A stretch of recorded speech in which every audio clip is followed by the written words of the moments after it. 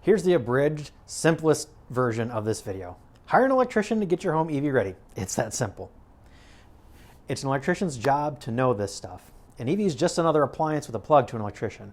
Find a good one and work with them through the process. If you want to learn more nuts and bolts, stick around. Make sure that you use caution when working around electricity and electrical devices at home.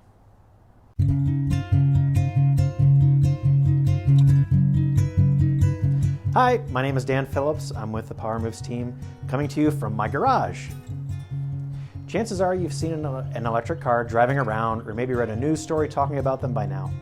One of the benefits of an electric vehicle is being able to charge from the comfort of your own home. Public charging is only really necessary for longer trips. The first electric vehicles had smaller batteries, which made home charging an easy problem to solve. Simply plug the car using the charger that came with the car into a 120 volt outlet and let it charge up for a few hours. Most garages have a spare outlet that these chargers plug into no problem.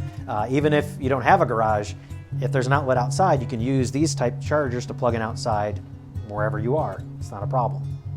But now electric vehicles have 5 to 7 times the range of those early EVs due to bigger batteries. That means longer trips are easier and longer charge times are more common.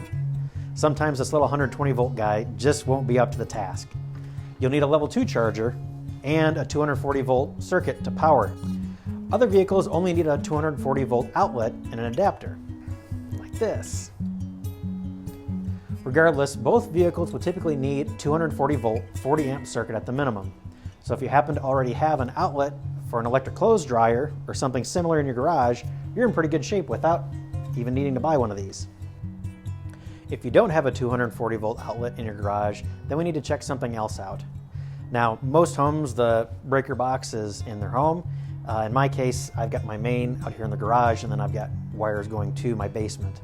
So there are what we need is have at least 2 slots open in the breaker box. And we also need to see what the amp rating is up here at the top of the breaker box. As long as you got 2 slots open, that's what you'll need for the 240 volt circuit for the charger. And depending upon if your home is total electric or not, or what other appliances you have going on, you may or may not need to have 200 or 400 amp service. It just depends upon what else you have going on in the house, which is why we say you need an electrician. The electrician will be able to look at what appliances you have, what kind of space you have in the breaker box, what kind of amp service you have, and tell you if you need to either upgrade the service to your home, which will require the co-op to get involved, or if you just need a new box, or if you can get by with a sub panel to handle the load. Is there an easier way to all this stuff? Yes, but it only applies to homes that don't exist yet. I'm talking about when you're building a new home, of course. When a new home is being built, it's so easy for the builder to make sure that your breaker box is plenty big and your co-op to make sure that you have plenty of capacity for, a new electric vehicle that you don't even own yet. Heck, make sure there's enough capacity for 2 electric vehicles. It might sound crazy, but just hear me out. You might not have 1 or even 2 yet, but it is so much more affordable to have the builder put in the extra capacity when it's brand new, or put in new conduit while the home is being built. It's much more affordable to do it that way versus having to tear into drywall or trying to fish thick, heavy gauge wiring down an already painted drywalled surface. That it's such a pain to do this after the fact, when if you're doing it at the beginning, it's just literally a little bit extra conduit and some extra junction boxes. You don't even need to run the wires yet, but just have those there so that you can have an EV ready outlet in both spots where the cars park.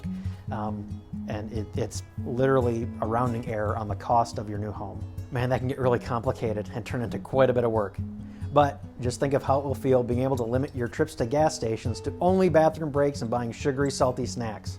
Oh, and paying a fraction of what you would for gas, using fuel that's generated here in the Midwest, and reducing emissions that help keep the air cleaner. As always, be sure to reach out to your local energy advisor for information on your electric vehicle home charging project. And for more energy saving tips and advice, visit www.powermoves.com.